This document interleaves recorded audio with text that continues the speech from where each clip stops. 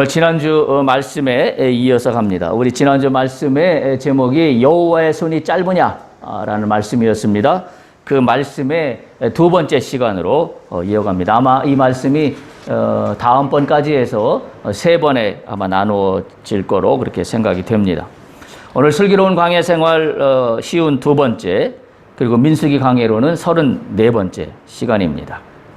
이미 말씀드린 대로 오늘 민수기 본문 11장 16절에서 30절의 말씀을 보면 한마디로 이스라엘 백성과 모세의 한탄과 불평과 그리고 하나님에 대한 탄원, 이런 거에 대해서 하나님이 응답하시는 내용이라고 말씀을 드렸어요. 응답하시는 게 두 가지라고 그랬어요. 하나는 장로 70명을 세우는 하나님의 응답의 한 부분이 있었고요. 근데 장로 70명을 세워서 하나님의 영을 부어주시는 그런 이야기였습니다. 또 하나는 바로 한 달 동안 먹고도 질릴 정도로 메추라기를 하늘에서 내려주시는 그런 하나님의 응답입니다. 자, 그런데 지난주에 말씀드린 것처럼 이 하나님이 지금 응답하시는데 오늘 이 본문의 내용이 좀 한마디로 좀 속되게 표현해서 찝찝합니다. 왜냐하면 이스라엘 백성, 하나님이 뭔가 그 응답을 하셔서 복을 내려주시는데 뭐가 이렇게 말끔하지가 않아요. 명쾌하지가 않습니다. 이유는 단 하나죠. 이스라엘 백성들이 뭐가 잘하고 이스라엘 백성들이 뭐가 하나님 마음에 흡족하여서, 그래서 하나님이 거기에 걸맞게 은혜를 부어주시면 이스라엘 백성 입장에서도 마음이 흡족하고 이 본문을 읽는 우리도 마음이 흡족한데, 지금 이 본문의 상황은 그런 상황이 아니라 지금 어떤 상황이냐면 이스라엘 백성들의 불평과 특히 지도자 모세의 원망이 함께 어우러져 있는 가운데에서 지금 하나님의 응답하심이 이루어지고 있다는 사실입니다. 참 그래서 이 부분이 그냥 성경에 보편적으로 나와 있는 좋은 그런 상황에서 하나님이 응답하신, 다시 말하면 너희가 내 명령을 다 준행하였기 때문에 내가 복을 내려주리라는 그와 같은 지금 이 포맷이 아니라, 오늘 본문은 지금 그와 같은 상황이 아닌 포맷이기 때문에 우리가 지금 굉장히 당혹스러운 면이 한편으로 있고, 뭔가 지금 깨름칙한, 뭔가 지금 명쾌하지 않은, 우리가 뭔가 복을 받지만 한편으로는 뭔가 좀 개운하지 않은 그런 지금 상황입니다.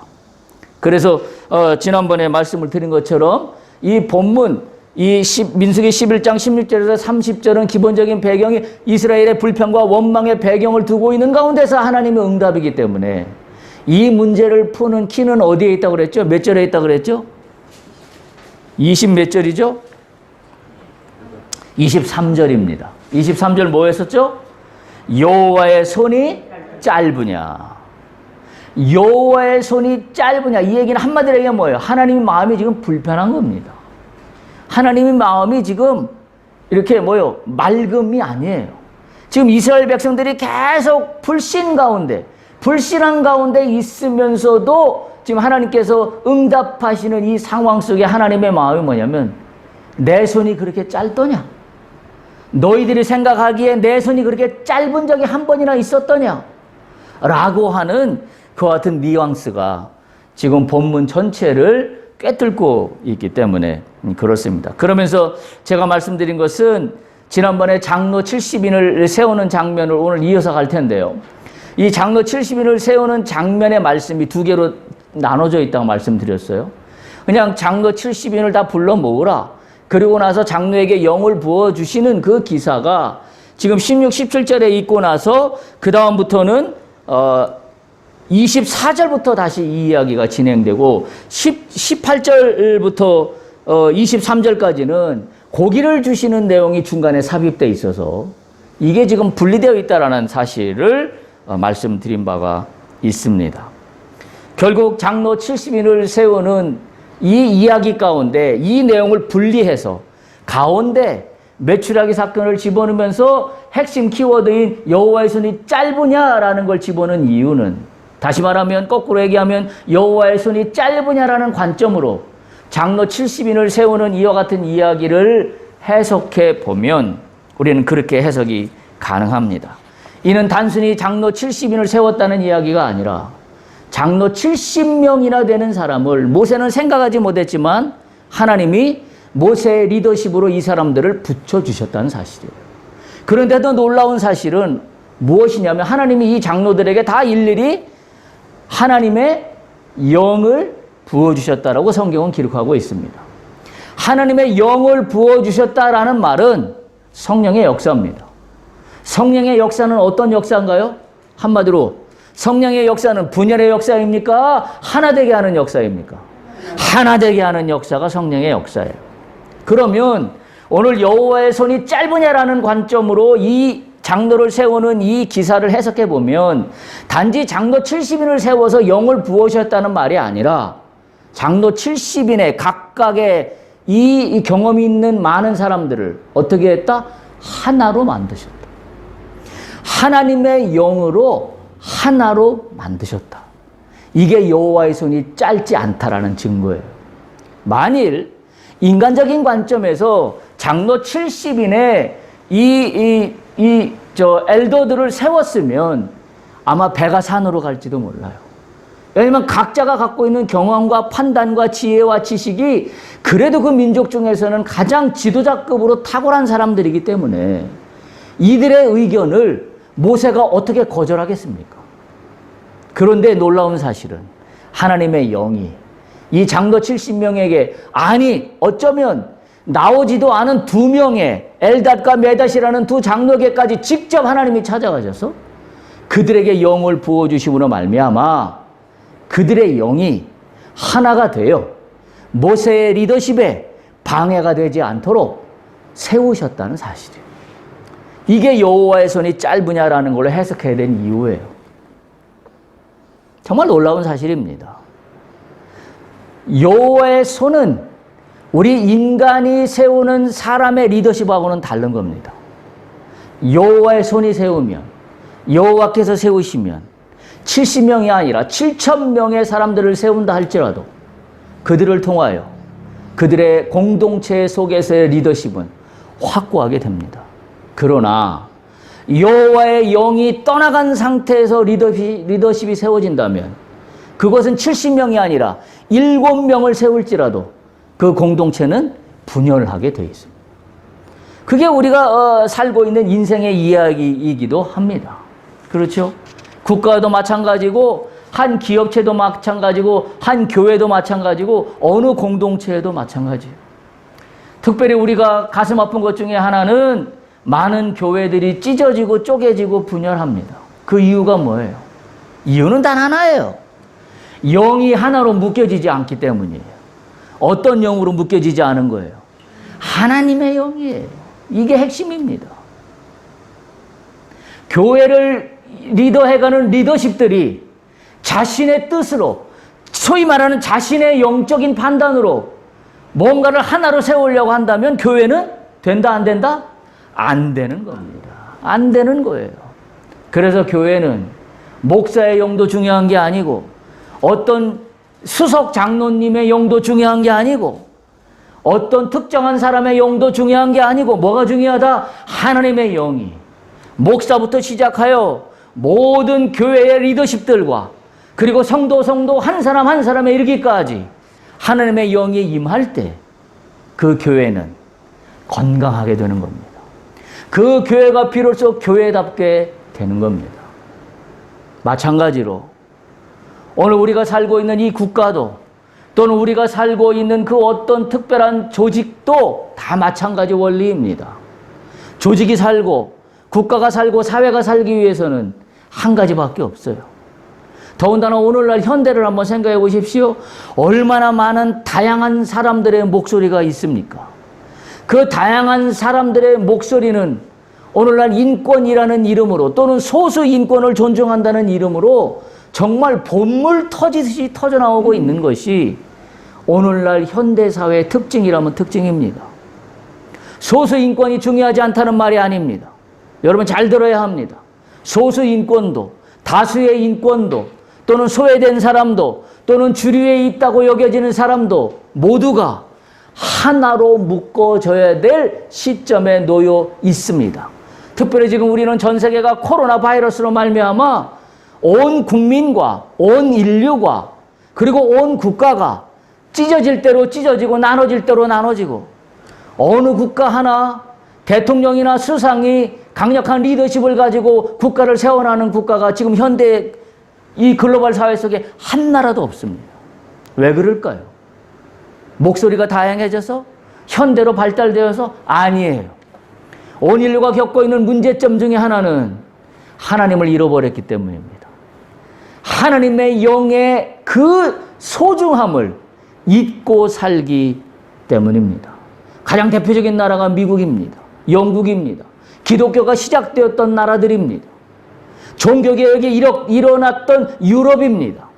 그런데 살펴보십시오. 교회마다 텅텅 비어 있는 것이 오늘날 영국과 유럽과 미국의 교회의 현장입니다. 우리나라는 이와 같이 되지 말라는 법이 있나요? 우리나라도 그와 같이 되고 있습니다. 교회마다 텅텅 비어지고 있습니다. 특별히 코로나 바이러스로 말미암아 온라인 예배가 이제는 정규 예배가 됨으로 말미암아 교회를 나오지 않아도 되는 세상으로 바뀌어가고 있습니다. 어떻게 돼갈까요? 이제는 예배 드리는 그 자체도 자신의 판단이 우선순위입니다. 자신의 지식이 우선순위입니다. 우리가 전통적으로 가져왔던 선조들이 가져왔던 주일 예배를 반드시 성수해야 되고 이것은 목숨보다도 귀하다고 하는 이와 같은 사항들을 우리가 희석하며 살아가고 있는 이 현대사회의 이와 같은 상황 속에서 그 상황이 무서운 게 아닙니다. 현대사회가 이러이러하니 온라인 예배가 되었다는 것 자체가 무서운 게 아니에요. 뭐가 무서운지 아십니까? 하나님의 영을 잃어버리고 가고 있다는 사실이 무서운 겁니다. 그게 무서운 거예요. 우리가 이걸 어떻게 회복할 수 있을까요? 오늘 우리가 이 본문의 말씀을 보면서 다시 한번 깨달을 수 있길 바랍니다. 여호와의 손이 짧으냐? 오늘 여호와는 모세의 탄원에 모세의 한탄하는 소리에 응답하셔서 내 손이 언제 짧더냐? 그러면서 뭐라고 그러세요? 23절에 보면 그렇게 하나님 말씀하세요. 네가 이제 내 말이 네게 응하는 여부를 보리라. 할렐루야. 우리에게 필요한 건 이거 하나예요. 우리가 이 코로나 시대를 살고 있으면서 우리가 이 만남이 어려워진 이 세대 속에 살고 있으면서 우리가 신앙적으로 잃지 않기 위해서 정말 목숨을 다하여 우리가 집중해야 될 건 딱 하나예요. 하나님의 영이시여 우리 가운데서 떠나지 마옵소서.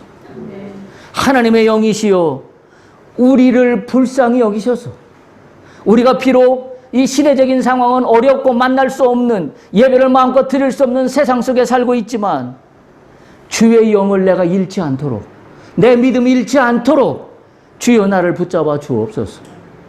우리가 이걸 붙잡아야 돼요. 오늘 코로나 시대에 하나님께서 우리에게 거꾸로 주문하시는 말씀을 들을 수 있어야 합니다. 그 말씀이 뭐예요? 내 손이 짧으냐? 내 손이 짧으냐는 소리를 우리는 들을 수 있어야 돼요.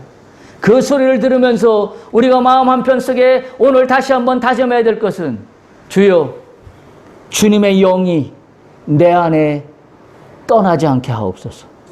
주님의 영이 나와 늘 함께 붙어있게 붙잡아 주시옵소서. 그렇지 않으면 나는 살 수가 없습니다. 그렇지 않으면 우리 가정이 살 수 없습니다. 그렇지 않으면 내 사업장이 살 수 없습니다.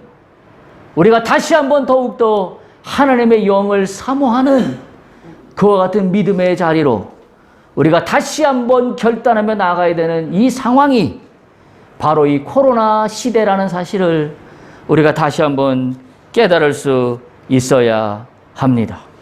여호와 하나님은 장로 70인을 세우고도 여호와의 손이 짧지 않다라는 것을 그래서 증거하고 있는 겁니다. 오히려 모세가 혼자 감당하기 어렵다는 탄원에 대해서 하나님의 짧지 않은 손은 하나님의 영을 각자 한 사람 한 사람에게 붙잡아 부어주신, 그래서 그것을 하나로 만드신 장로 70명을 모세에게 붙여주신다는 사실입니다. 그래서 지난번에 말씀드렸어요.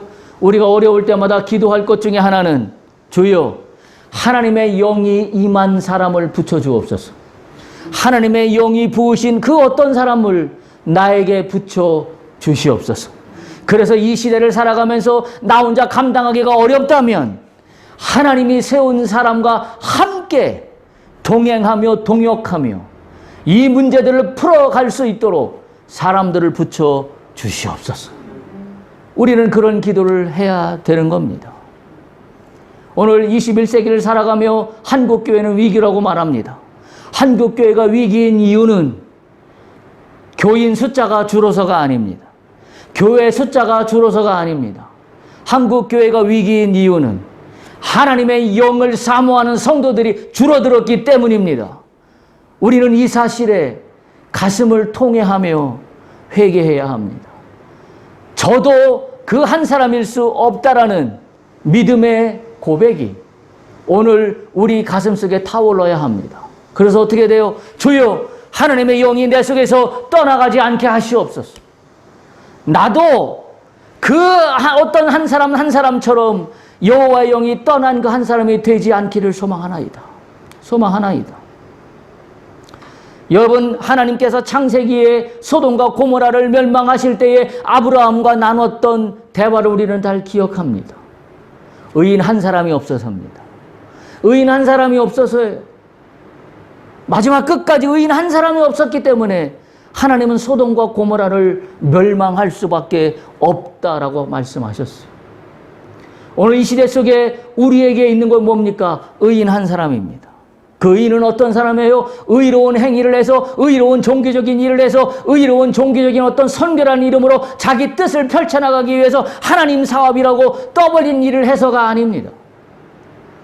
오늘도 어김없이 창세기에 기록되었던 그 말씀과 동일하게 오늘 하나님께서 찾으시는 한 사람은 내 영이 살아있는 한 사람입니다. 할렐루야.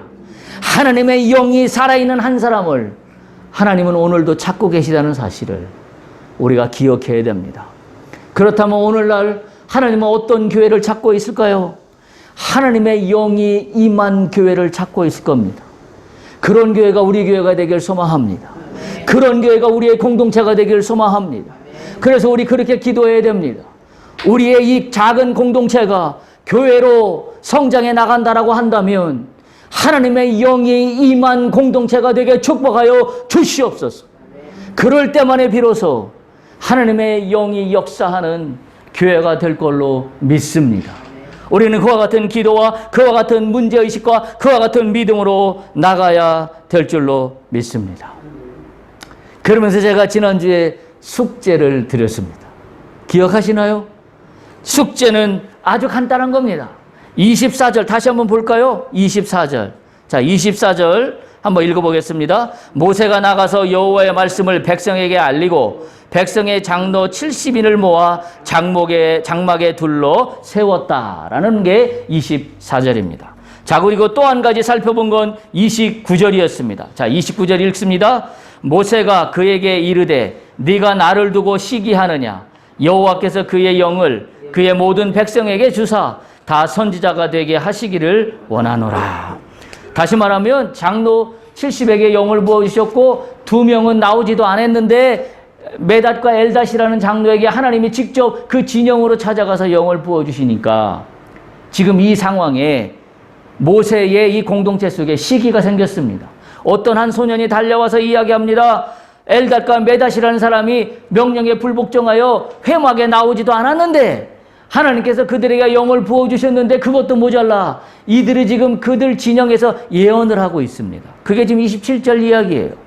예언을 하고 있다. 예언을 하는데 이게 지금 뭔가 지금 잘못된 거 아닙니까? 어떻게 해야 됩니까? 그랬더니 28절에 모세를 섬기는 종 여호수아가 앞에 나와서 모세에게 말합니다. 그들을 예언을 못하게 말리세요. 이건 잘못된 거 아닙니까? 말리세요.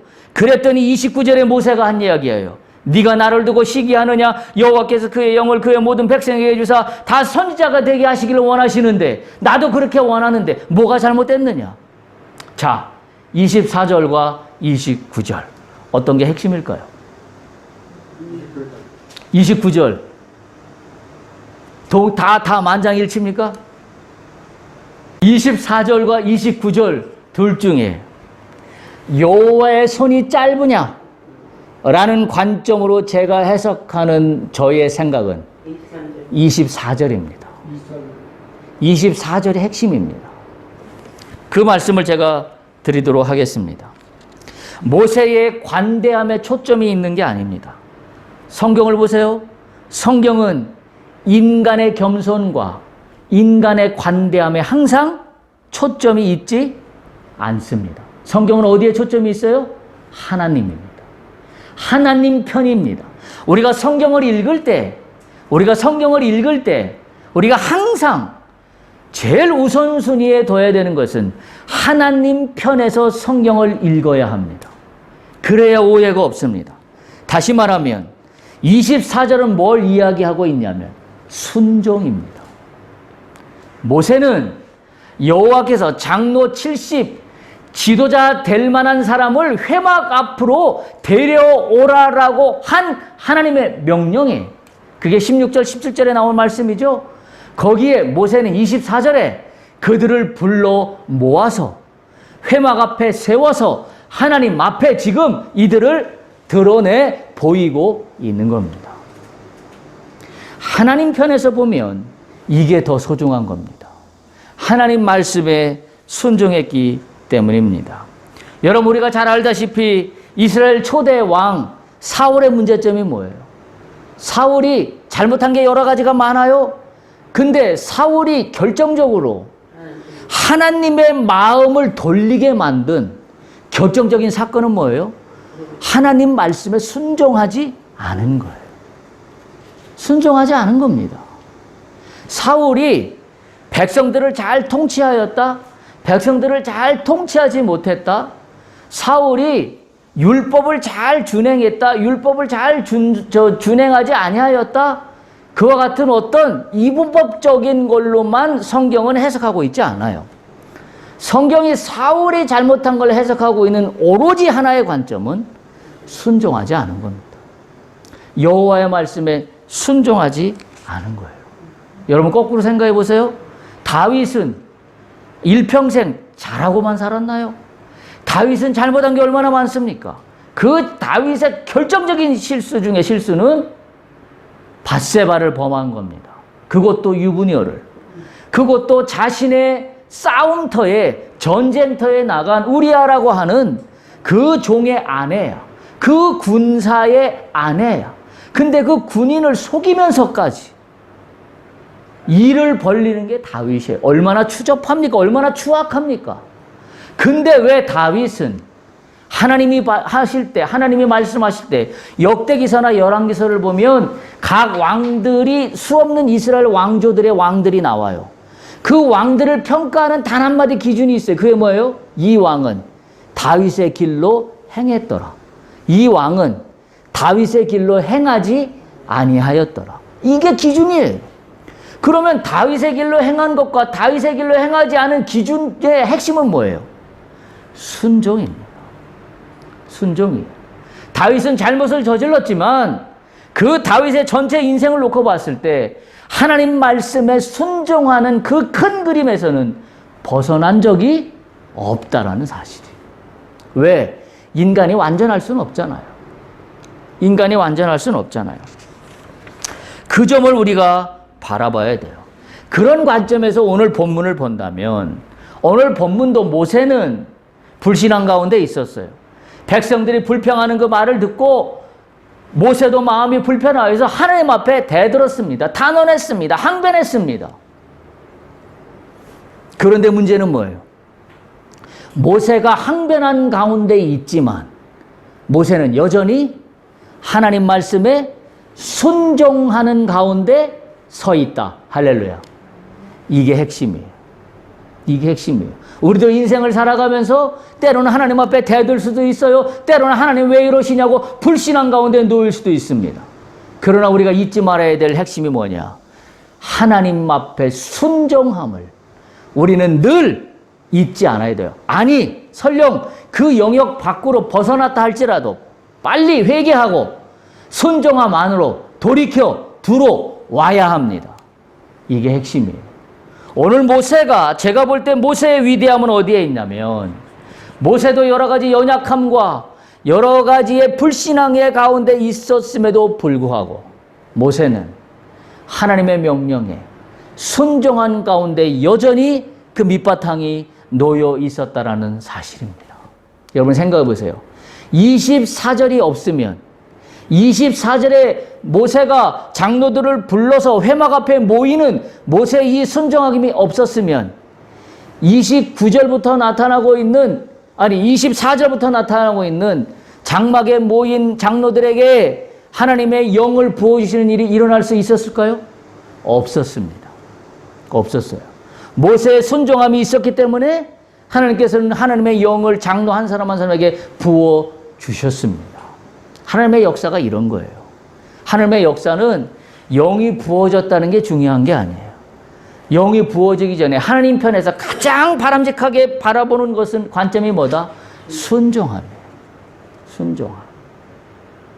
다시 말하면 내가 지금 하나님 뜻에 따라 이걸 하면 나에게 이득이 될지, 이걸 하면 나에게 손해가 될지 우리는 판단하려 합니다.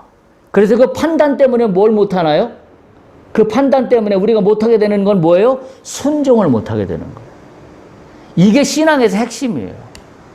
내가 내 판단이 자꾸 앞서게 되면 사탄은 나의 판단하는 곳에 삐집고 들어와서 자꾸 나보러 옳다 그럽니다. 자꾸 나보러 옳다고 내 귀에 속삭여요. 그래서 그걸 왜 하냐라는 합리적인 이유와 변명거리를 계속 만들어내게 만듭니다. 그래서 급기 어떻게 가요? 나는 어떻게 결론 내려요? 그래, 이건 안 하는 게 정답이야 라고 결론 내려요. 지금 보세요. 모세 상황으로 한번 보세요. 지금 백성들의 불평이 끊이질 않습니다. 그리고 실제가 깝깝해요. 왜? 지금 먹을 게 현찮아요. 만나밖에 없어요. 뭐 여러 가지가 상황이 불편합니다. 더군다나 지금 그러니까 모세가 좀 지쳤어요. 혼자 이 이스라엘 백성들을 감당하는 게 너무 힘들어요. 나 지금 못해 먹겠습니다, 지금. 나 죽겠습니다. 나 혼자 못합니다, 지금. 하나님 뭡니까? 라고 지금 대들고 있는 상황이에요. 그 상황에 모세가 그 상황만 앞세워서 하나님이 장로 70명을 회막 앞으로 데리고 오라라고 하는 말씀도 걷어차버렸다면, 아니면 더 나아가서 하나님이 장로들에게 영을 각자 한 사람 한 사람 너에게 부어주었던 영을 동일하게 부어주겠다는 그 말씀에 마음이 탐탁지 않아서 그걸 하지 않았다면 하나님의 이 역사는 일어나지 않았다는 사실이에요. 그래서 제가 말씀드렸어요. 장로 70인을 세움으로 말미암아서 모세의 리더십에 훼손이 갔다라고 여기는 성경의 해석들이 많습니다. 저는 거기에 동의하지 않습니다. 동의할 수가 없습니다. 모세의 리더십이 훼손된 게 아니라 모세는 자신의 유불리를 따지지 않고 하나님 말씀에 순종함으로 말미암아 오히려 모세의 리더십이 더 강력해진 겁니다. 장로 70인이 옆에 붙은 거예요. 근데 어떤 거라고요? 장로 70인에 붙은 영이 어떻다고요? 하나라 그랬습니다. 그렇죠? 하나예요. 만약에 장로 70의 영이 각각 달라서 70개의 의견이 있다라고 그러면 모세는 아마 돌아버리실 겁니다. 그래서 그런 면에서 모세의 리더십이 훼손된 게 아닙니다. 오히려 모세의 리더십은 하나님의 영으로 하나가 된 70장로와 함께 더 든든하게 세워진 겁니다. 저는 그렇게 바라봅니다. 그 핵심의 키워드는 바로 이 순종에 있기 때문입니다. 여러분 창세기에 보면 이 순종의 가장 획기적이고 가장 대표적인 사건이 하나 나옵니다. 뭐죠? 아브라함이 이삭을 제물로 바치는 사건이에요. 창세기 22장에 나옵니다. 우리가 너무나 잘 아는 이야기예요. 생각해 보세요. 아브라함이 유불리를 따졌으면 순종할 수 있었을까요? 없습니다. 이게 신앙의 핵심이에요. 여러분 하나님께서 우리에게 원하실 때는 우리가 어떤 문제 앞에 있어요. 근데 이 문제를 풀어가야 돼요.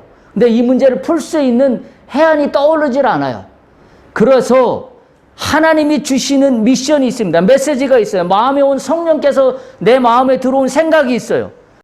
이게 유불리가 따져져요.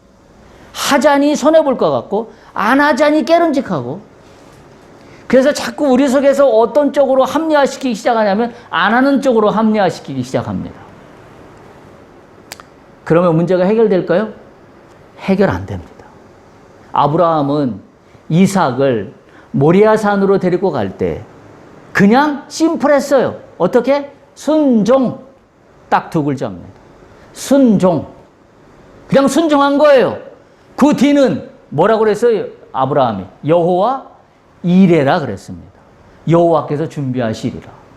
여호와 이레입니다. 준비는 누가 한다? 하나님이 하신다.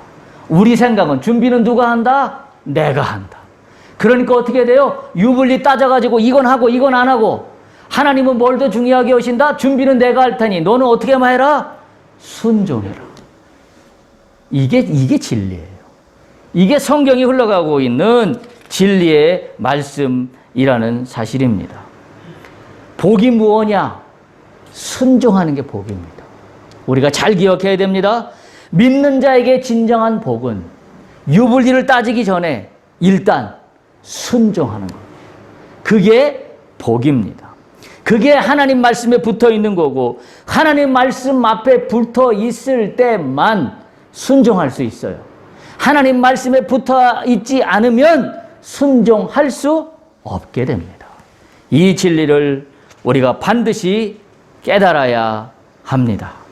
따라서 오늘 엘닷과 메닷까지도 하나님께서 찾아가셔서 영을 부어주셨다라는 것은 하나님이 불편부당하심을 말씀하시는 게 아니에요.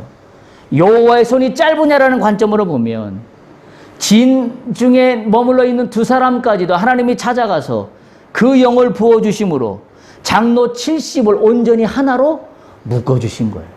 만약 자칫 잘못하면 이걸 하나님은 불편부당하게 진에 머물러고 나오지 않은 사람에게도 은혜를 베풀어 주셨다고 해석하면 곤란합니다.